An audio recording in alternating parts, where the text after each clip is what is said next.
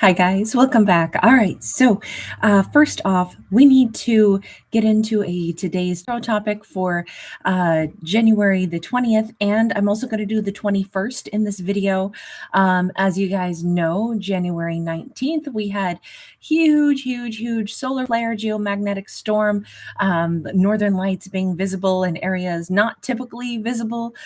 We still have a lot of activity up there. So, hence the kind of northern lights aurora backdrop here behind me. And I thought it would be really nice. We're going to start in on a series of videos today as well, where we're going to take a look at how that's impacting things. But for starters, let's just take a look at the 20th and the 21st. But I just wanted to preface it by saying, obviously, we are riding the continuing waves of extra, we'll call it excitability in the cosmos. So first and foremost, what is the message for the 20th? Hi, everyone. So nice to see you all. Hi, guys. It is a delight. Oh, Rory, that's amazing. I love the fact that your name is Aurora. Oh, how wonderful. This must really be a day to celebrate for you. We have a King of Swords. We have the Fool. The energy for the 20th is someone is having a flash of a decision.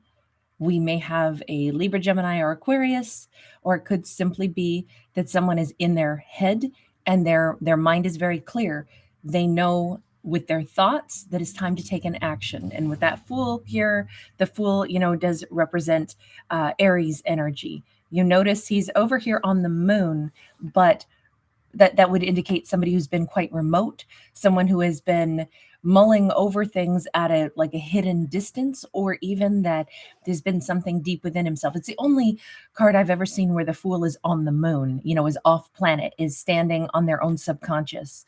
So this could be a day where possibly the divine masculine subconscious is like bubbling up to the surface, and it is bringing with it something that has been long since hidden.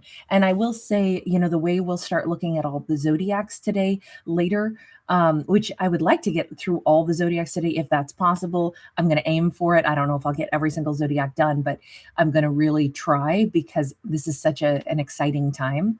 But thinking about it with that coronal mass ejection and all of this energy floating around and all this geomagnetism, it could be possibly looked at as a time to purge old energies.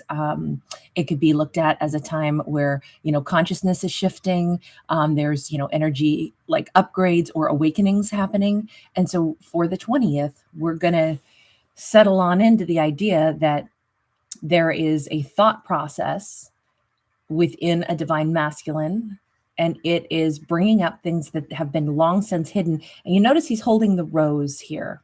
So I'm going to say it's about, I'm hearing that song, Who Do You Love? Who Do You Love? He knows exactly who he loves. It's the same person he's had on his mind all this time. So who is it? What are you doing about it? We know you're about to take some kind of an action. It's your Two of Cups. So this divine masculine knows exactly who his person is. In this storyline, it's a feminine, doesn't have to be, I never read for genders. Knight of Cups, Five of Swords, it's a feminine he had argument fighting with. She turned away in sorrow. She may have had a very loyal heart. We see the dogs here. And we have a certain amount of, that tilted, bowed head kind of looks like a bit of shame on this card. I feel like he's kind of saying, I should have already known this. I should have already gravitated toward her. I should have already headed off in the direction of this person that I have known all this time. She's been in my heart. Maybe I buried her. Maybe I took my heart and I took it, off planet here. But the truth of it is there's no disguising this. She is my Two of Cups. There is something so immensely special about her, about the way I feel about her. And why did I not just take that leap? So he could be really reflecting. Now, does that mean he's going to take action on the 20th? Or does it mean that, okay, so sorry to be gross, but I just felt like somebody who has an indigestion, big belch coming up, I feel like, once in a while you're like, Oop, that's not a polite little hiccup. That's like a full on, like bullfrog burp. That's what this feels like. Like that's the way this is kind of like you couldn't hold it back anyway. This is the way the emotions are like coming out. It's kind of and I almost feel like it's some weird release too. So I don't know if somebody's burping their way through the day or what, but this would be our masculine. With that high priestess in the reverse, nothing's hidden anymore. We keep seeing these images that nothing is hidden. Everything is coming to the surface. Everything is being whatever belched right on out into the, from the subconscious into the forefront of one's mind. There isn't any holding back. Hi, everyone. It's so nice to see you guys. Sending you all tons of love. Thank you, everybody, for hanging with me. We have Empress upright. Oh, my God. This keeps getting stronger. This keeps getting, you know what? I'm in love with her. I'm in love. I'm in love. She's my Empress. She's my Two of Cups. You notice this is like a juggernaut. The more he thinks, the more he has this breakthrough, the more he's aware of who she is to him, the clearer the vision gets. Also, it's kind of like the more his heart is being activated. What are you thinking about when you think about her? Because obviously she's your Empress. Obviously, this is we're going to say the woman you are head over heels in love with. But again, even an Empress can be a masculine, right? Eight of Wands. Has he been like omnipresent in her life, whether or not she knew it? Has he all this time? Nine of Wands sideways. And again, we have somebody hidden here. We have somebody wearing in this case, the court jester's mask, and it's huge. And it's like, I'm always there, I'm always still watching. And even this empty chair on the stage, I'm always still there. Six of Wands and the Three of Cups sideways.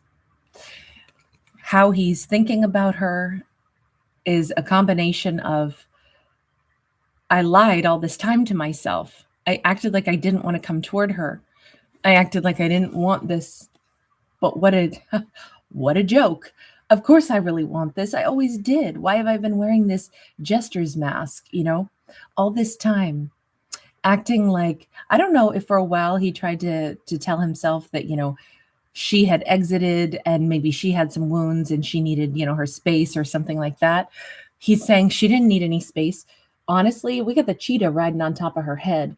It's like she was out of there. She was moving forward. She was in this really powerful energy going off and being successful. Why did I pretend like I was somehow maybe waiting on her to sort herself out? It was never like that. Donnie Divine, you angel. Thank you, sweetheart. You are so, so generous. Thank you, honey. Uh-oh, is anybody else having problems with the audio on this video? I just wonder if it's on my end or if it's, where you guys are located. So I see AJ, I'm so sorry, babe. You're having audio in and out, but do let me know if it is on my end, guys, because I can do a little reset even while we're still here together. So, but if everyone's hearing me go in and out, then I definitely need to fix something on my end. We have the Magician upright. All of this is, oh, good. Okay. So a lot of you guys are saying that the audio is clear. So with the Magician upright, which is Virgo Gemini, he's sitting here and he's looking at all of these butterflies and he's got this book out. I think he's realizing the person that was transforming was him all this time. I think he tried to claim she needed to go and sort herself out, and I'm waiting for her. So he could have delayed. Remember, it's like he went to the moon for a while, right? He went and took his heart and stored it away someplace far away, which is really like he buried his subconscious and he buried how he felt. And he told himself kind of a whopper, which was, you know what? She just needed to get herself healed. She had some problems that she was working through. And he's realizing it was me. it was me who has been working on some stuff. That doesn't mean she might not have, two things can be true at the same time. She may have had some of her own wounds and such as well that admittedly did need to be healed or worked on. He may have been correct about that, or he may have been projecting, his own things on to her. So, okay, let's take a peek and say, for our feminine, did you have some things that you've also been healing from, working on? The Tower, she has. Hers could be she tended to protect herself and keep herself locked in a tower. Now, this can be like, when we talk about ego, it doesn't mean somebody's like an egomaniac. We all have ego. We have to have ego. We have to believe we are something, or we'd never be confident enough to go out and, try to get to our, outcomes in life. But the other thing the ego can do is, yes, you can be an egomaniac and swagger about, or you can use it as a thing to say, I don't want to risk too much because I don't want to look stupid. So instead, I, encase myself in the tower so nobody can get to me. My emotions won't ever fully be expressed. I'll make sure that I protect myself from things that make me feel like it's going to hurt me. And so she has had some kind of tower moment. Knight of Wands, Nine of Pentacles. In regards for her, it says she, and this is what's changing for her on the 20th, she does have walls falling down.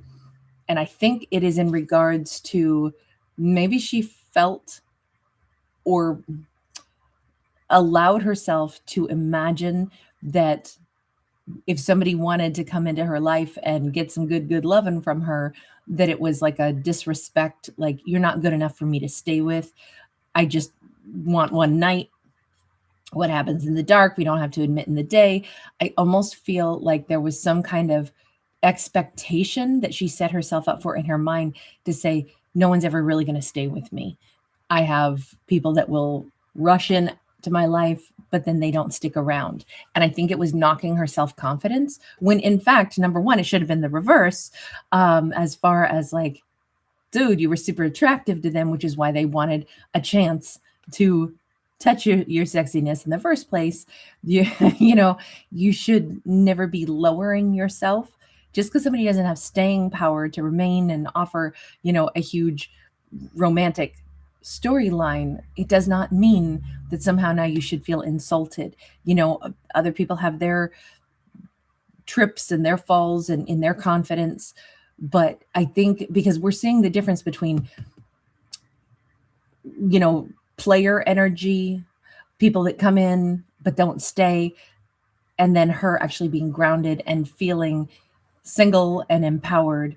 And I think she possibly was like very swift to assume everybody was just messing with her. And I think that was to protect herself, but I think she took on hurt and pain and imagined slights and insults, because I think she did interact with some players in the past, or she just assumed that's what's out there, and I feel insulted all the time, and it's chipping away at how I feel about myself. And she's regaining that balance on the 20th. Like, that's never what it was. You notice it's like all of her chakras are getting balanced. We see big old transformative. We have the serpent up here. So we know this is a big change in mindset. And it's also her saying, wait a minute, what story have I been telling myself? This is ridiculous. So she's dropping her own guard as well on the 20th, which, all of this looks so great to see, like, at last, I'm not feeling that way anymore. So really great energy for the feminine as well. And it's interesting, I didn't even catch that at first, but she has the moon there too. So there is definitely like powerful energy coming in from like the cosmos that is impacting the subconscious, which would make sense because we are dealing with these huge, coronal mass ejections from the sun. And what does the sun do? It illuminates, right? The moon just borrows light from the sun. It doesn't produce its own. So I could understand how right now with this huge, blast of energy, that what's happening is things that have been in the subconscious, in the moon space, are actually being really highlighted right now. It's kind of like all these solar flares are touching places that, things have been hidden, and they're lighting up all the little crevices and nooks and crannies. And that's definitely what we're seeing. Sorry, Aries is doing something weird, making weird noises. But that's definitely what we're seeing here. So nice change in all this for sure. Okay, so let me just go ahead and bounce on over. No, that's not Aries. That's something else entirely. Sorry, guys. My brain was distracted because I'm like, that's either like a really, really big rainstorm or it's like somebody's scrubbing on walls or something, or pressure washing, and my ear is picking it up. Sorry, everyone. Okay. So let me go back here one last time and just say, so on the 20th, then what is, since it really began with our divine masculine, what do we have for our divine masculine here? I knew it was going to come. Death card, Two of Swords, King of Cups. We're going to do the 21st in a separate video after all, because I'm going to have to, Aries, I knew his ear was going to pick up the sound as well. So I don't want you guys to have to listen to a bunch of barking. So with this energy of transformation, he is obviously, his mind is on the feminine that he loves, and his heart is completely open at this point. He is saying, okay, so here's the game plan. What I have to transform is the fact that, you know, she perhaps is used to me hiding my heart. She maybe isn't going to want to talk to me, but I got to still tell her how I feel. I got to still offer my heart. And I'm wondering if in the past that's something he did not do. He expects, yeah, I know things are going to be feeling fairly blocked, but I'm still going to go ahead and try to offer something. So are you actually taking action on the 20th, or are you just becoming aware of all of this? Four of Swords says we could still have some silence, but the Four of Swords is pretty lovely energy of, I think that I could, at least think thoughts of her about like, hey, babe, I'd like to heal things with you. For me, swords are always thoughts and conversation. And I feel like he might be seeing everything in such a different light. Like I decided she probably, had stuff to heal. So I was going to basically step away from her while she, worked her stuff out. And instead, I think he's looking at it like I actually exited her life and kind of left her solo. This sounds a little condescending. It sounds a little, like she's got her problems. When she's done working out her problems, then, I'll deal with her again. And now he's kind of looking at it like I maybe left her in silence instead of being there with her, instead of looking at the situation different. And I've also realized it was actually me that needed to transform something in myself. It wasn't ever her. What is it that you thought she had to go and transform in herself? I'm just curious about that. Nine of Wands again, 10 of Swords, and the Tower. Okay, so let's be fair. He wasn't completely wrong about any of this, right? Because her transformation is the Tower. He knew she either did have a wound from the past, endings that she still carried, and he actually was spot on with some of that. So like I said before, two things can be true at the same time. But what is it that you're realizing you needed to do different? Because I can tell you what I think it is, but it's not my business to say anything. King of Wands. Okay, I can say it. You should have shown her your real heart. So let me put it this way. Here's what we had. Once upon a time, we had this masculine and this feminine, right?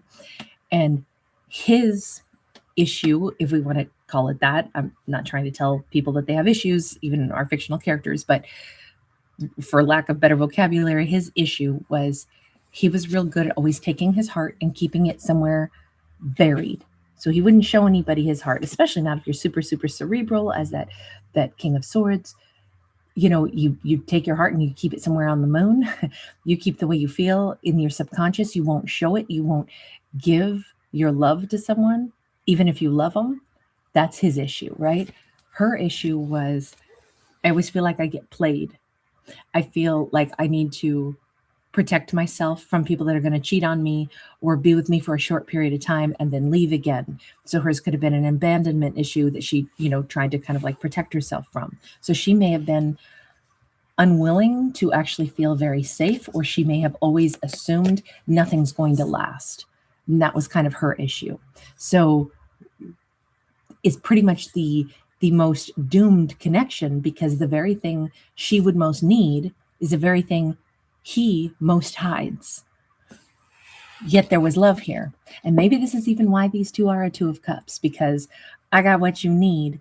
I got the other half of, what you're actually looking for. And you have the other half of what I'm looking for. You are everything I want and I'd like to give to you. And it made me think, finally, I'm losing you. I have lost you, even though you were the person that I loved, because I just couldn't get in my heart and give you my heart. Because I assumed, or I evaluated you. I didn't evaluate me. I evaluated you and said, you know what? You protect yourself too much. You're always thinking everything's going to end. That's your wound. You need to go fix that in yourself, without ever looking at himself and saying, why am I not giving my whole heart, my love, expressing myself to this person that I adore? And, ironically, that if he had been able to do that, she probably would have been able to start to feel safe, let down her guard with him. The more she let down her guard, the more he might have been able to give his heart. So obviously what we see is the gridlock of two people who actually have the exact, opposing,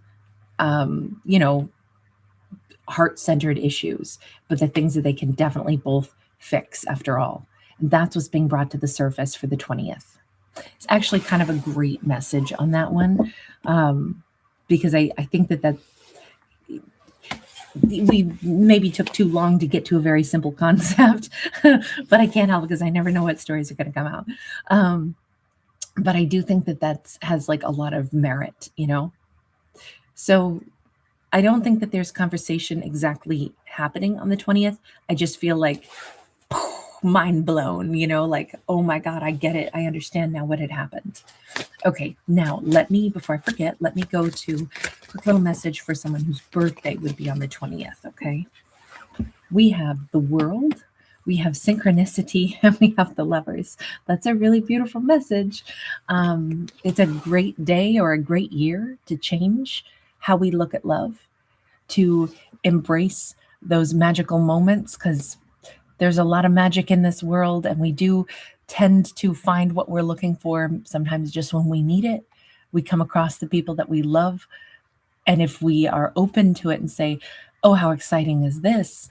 This is just the, the situation or the love story that I needed in my world. We can kind of embrace those beautiful opportunities that come up. And I think we've got characters that are, ready to do that in this next year. It certainly is a year to practice it or experiment with, what if I did things different than I have in the past? The butterflies say we got to do it different. The World card says new me, new fresh way to like look to, the sky and say, universe, how lucky am I that I meet somebody wonderful? Or how lucky am I, in my life, and all the serendipitous things that happen that allow me to meet certain people or have things come into my life that change my world for the better. Let me embrace those things and let me cultivate those things and let me give in return to those things. So I just feel like it's a character who's going to be much more joyfully like receptive to people, places, and things that are going to change their world, instead of saying, nope, I don't care. I'm not going to let anything change my world. But there's a lot of positive, beautiful things every day that could potentially get assimilated into our life and change our world. I think it's not a year where a character has like, Groundhog Day. I think that their life is really going to blossom. All right, you guys, thank you so much for being here. Really appreciate you. We will do a video for the 21st in a separate video. This one already got so long. I'm not going to do them both here. Plus, I was worried Air Bears was going to go bananas and bark the whole time, but he didn't. So that's good at least. But you guys, thank you so much. Araceli Arredondo, wonderful to see you. Hi, babe. Whitman Clan, thank you so much. Thank you guys for giving it a thumbs up. Thank you so much for subscribing. It is actually super, super important for the algorithm. As it turns out, the subscribes and likes actually determines whether or not my videos circulate. So with that in mind, if you do enjoy the channel, if you want it to stay here, then you guys ultimately have the power to make that happen. So thank you guys so much. All right, sending you all lots of love. I'm going to bounce out because Aries is here. Bye for the moment, you guys. I hear you, baby.